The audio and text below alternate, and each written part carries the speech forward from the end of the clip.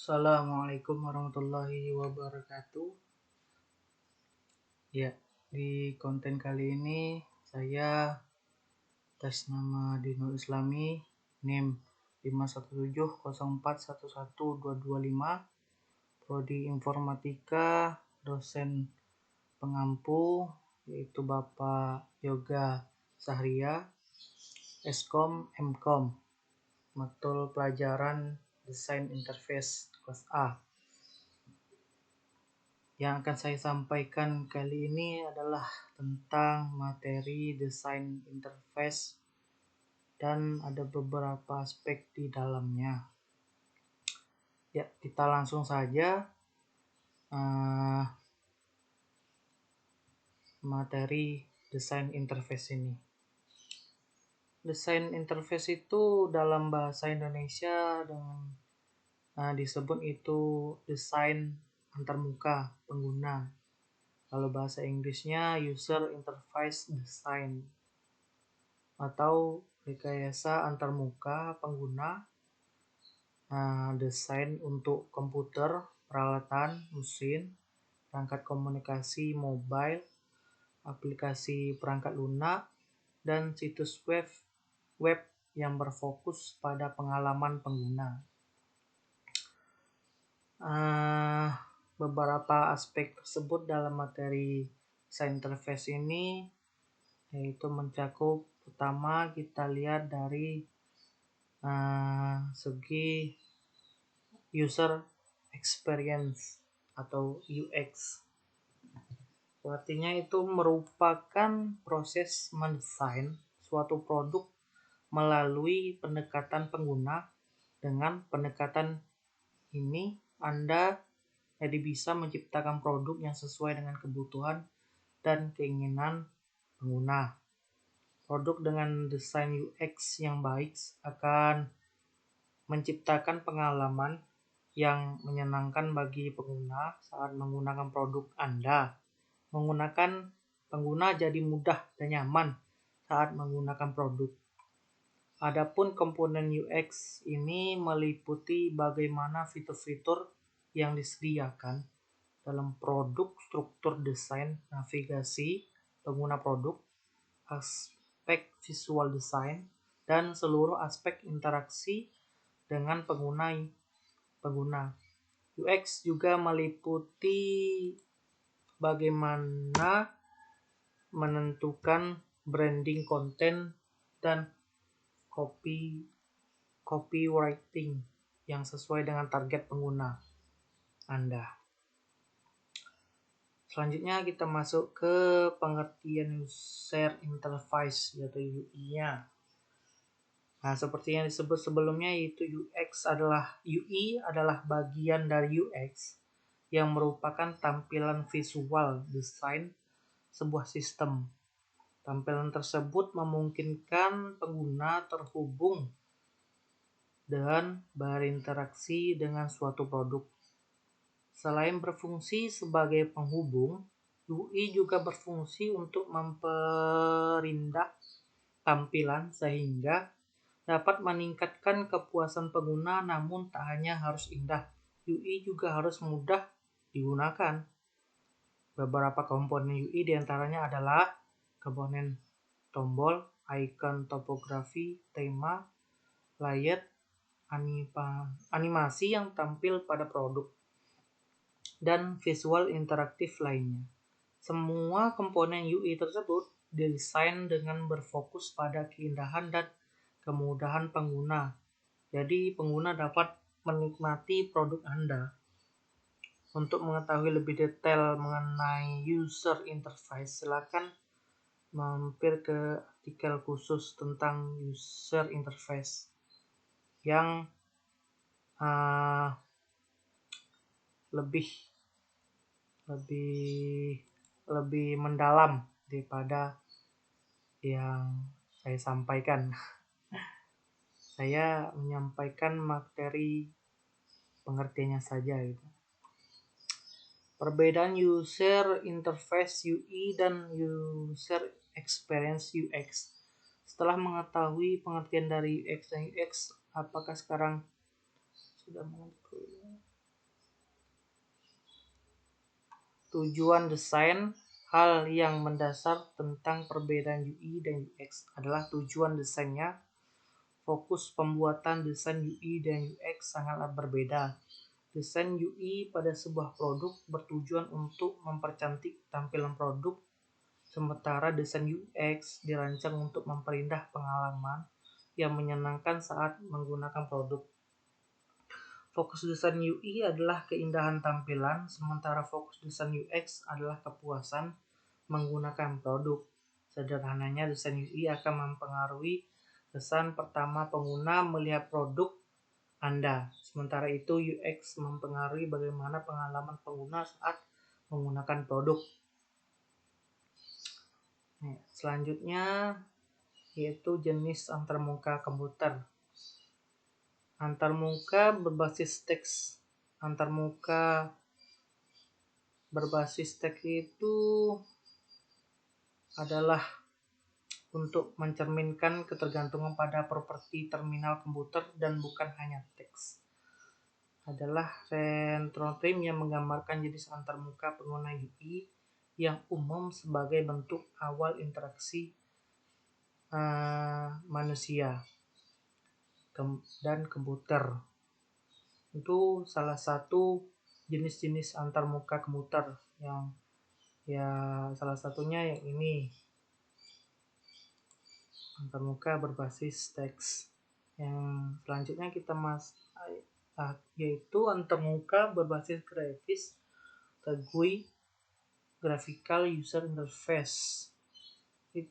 Graphical User Interface adalah sistem antarmuka yang memungkinkan manusia berinteraksi dengan komputer melalui tampilan grafis GUI, memudahkan setiap orang, bahkan yang awam.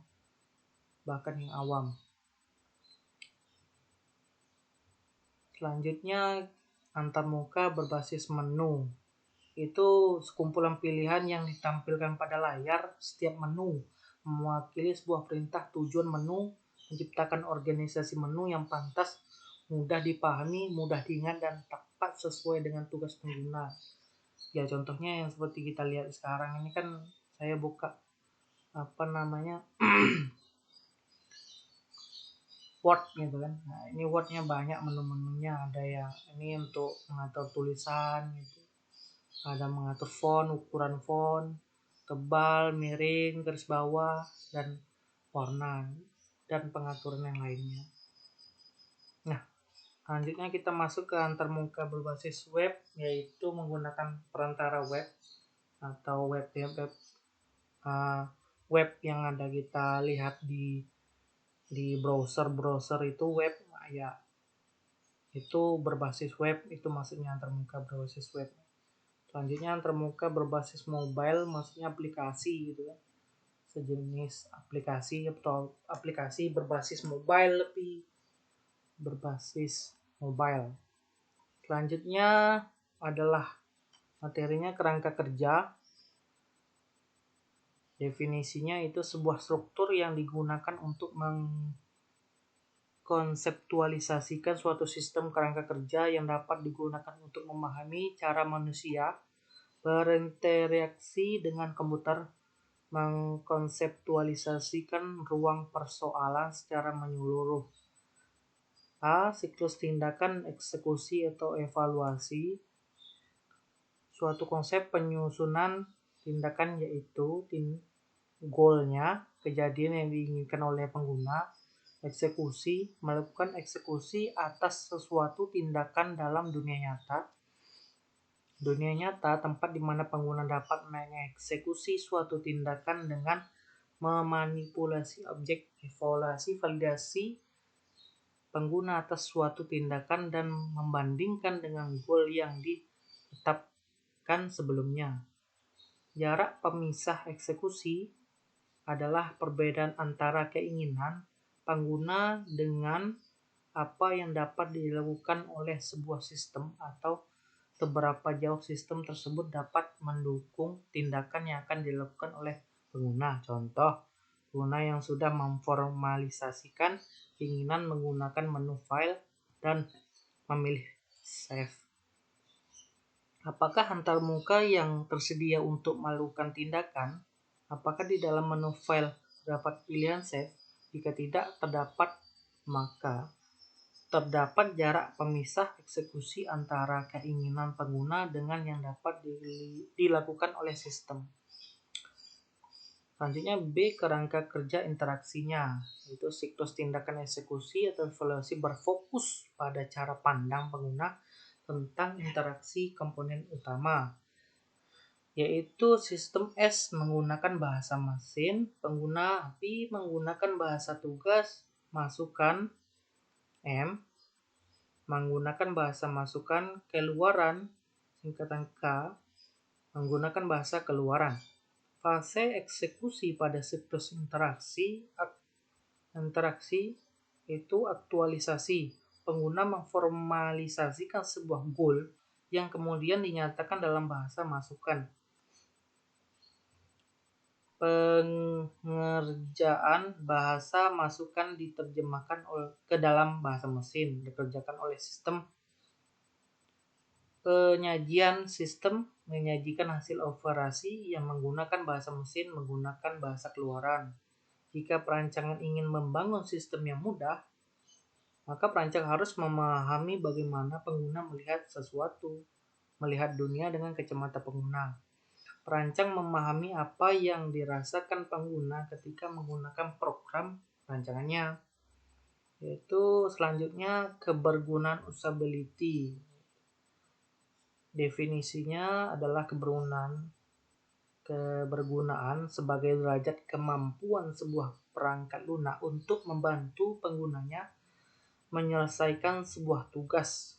Ketiga, useful, berguna, usable, dapat digunakan, used, digunakan. Tujuan utama kebergunaan adalah untuk memenuhi kriteria khusus. Kebergunaan adalah untuk memenuhi kriteria khusus dari tujuan atau goal awal interaksi, misal efisiensi dan pengalaman yang menyenangkan. Kesalahan klasik, berikut kesalahan perancangan yang sering terjadi. Berdasarkan common sense, anggapan bahwa perilaku kelompok seorang telah mewakili kelompok lain. Keinginan atasan yang harus dilakukan, tradisi lama atau kebiasaan, anggapan implisit yang tidak sesuai, keputusan awal yang tidak didukung, penundaan evaluasi format namun menggunakan kelompok subjek yang tidak sesuai, eksperimen yang tidak dapat dianalisis, kepuasan berinteraksi. Kepuasan berinteraksi dapat dicapai apabila sistem memenuhi 8 aturan sebagai berikut. Konsistensi, fasilitas kunci cepat atau bahasa mesinnya Ctrl S save, umpan balik yang informatif, rancangan dialog yang mengarah ke penutupan closure, pencegahan kesalahan dan penanganan kesalahan, pembalikan tindakan yang mudah, dukungan pada locus of control atau pusat kendali internal, pengurungan beban memori jangka pendek. Selanjutnya, uji kebergunaannya adalah proses untuk mengukur karakteristik interaksi manusia dan komputer dari sebuah sistem. Ada 3 jenis uji kebergunaan dari Levy and Coran 1997. Yang pertama exploratory, threshold, dan perbandingan. Selanjutnya uji exploratory bertujuan untuk menguji sebuah sistem yang mencari titik-titik di mana pengguna mengalami kebergunaan, kesalahan atau unjuk kerjanya melambat. Tujuan akhirnya adalah berupa daftar persoalan yang terjadi selama pengujian dan disampaikan ke pengembang atau perancang sistem. Advertisement dan report (AD). Uji threshold digunakan untuk mengukur kinerja sistem terhadap sejumlah sasaran yang ditentukan terlebih dahulu. Dari hasil uji ini akan ditentukan lolos atau tidaknya suatu sistem. Misal, user berapa lama menyelesaikan tugasnya, beserta kesalahan berapa kali,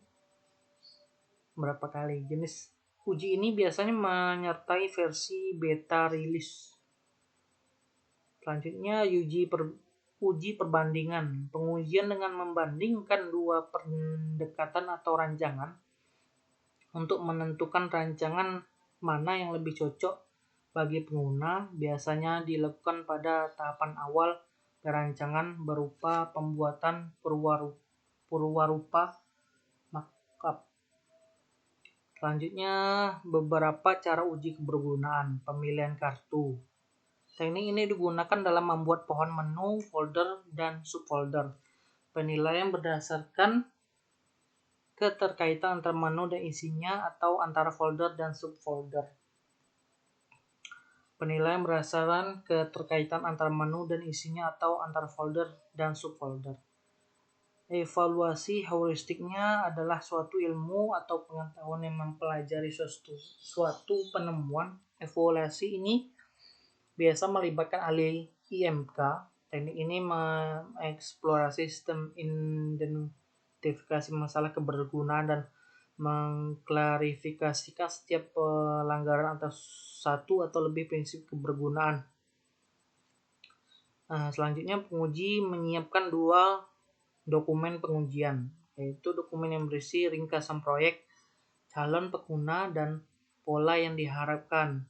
Dokumen berisi daftar heuristik masalah kebergunaan yang sering timbul adalah inkonsistensi judul dan label, penggunaan istilah yang tidak sesuai, tata letak yang membingungkan. 3. Uji berbasis skenario. Dalam uji kebergunaan berbasis skenario, partisipan atau wakil pengguna diberikan suatu skenario atau tugas tertentu yang sudah dirancang oleh penguji. Partisipan melakukan tugas sesuai tabel tugas yang menyelesaikan dalam waktu yang telah ditentukan. Skenario meliputi fungsionalitas utama sistem dan simulasi pola penggunaan yang diharapkan.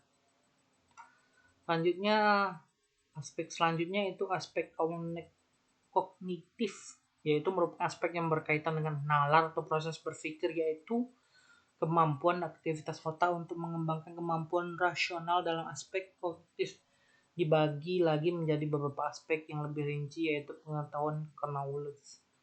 Selanjutnya, manipulasi langsung adalah gaya interaksi manusia komputer yang melibatkan presentasi terus-menerus dari objek yang menarik dan adanya tindakan yang cepat, reversible, dan tindakan tambahan serta umpan balik dari pengguna.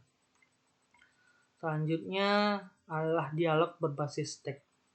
Dialog berbasis perintah tunggal. Ragam dialog yang paling konvensional. Perintah-perintah tunggal yang dapat dioperasikan biasanya tergantung dari sistem komputer yang dipakai dan berada dalam suatu domain yang disebut bahasa perintah command language. Bahasa perintah bahasa buatan halus rancang sedemikian rupa sehingga mereka mempunyai sifat alami, yaitu mudah dipelajari, mudah diingat oleh kebanyakan pengguna. Contohnya adalah DOS itu dalam C itu dir digunakan untuk menampilkan nama-nama berkas yang disimpan di dalam direktori C atau hard disk. Nah, itu saya mengambil materi yang di atas itu di sini, referensinya di sini saya mengambilnya. Jika ingin melihat secara utuh semua materi yang telah saya rangkum tentang desain interface. Ya, kesimpulannya yang bisa kita dapat tentang dari materi yang telah saya sampaikan tadi, yaitu desain interface itu banyak aspek-aspek yang harus kita benar-benar kuasai supaya desain interface yang akan kita buat itu bagus dan menarik untuk pengguna. Ya, itu aja materi yang bisa saya sampaikan. Lebih kurangnya mohon maaf sebesar-besarnya. Saya akhiri. Wassalamualaikum warahmatullahi wabarakatuh.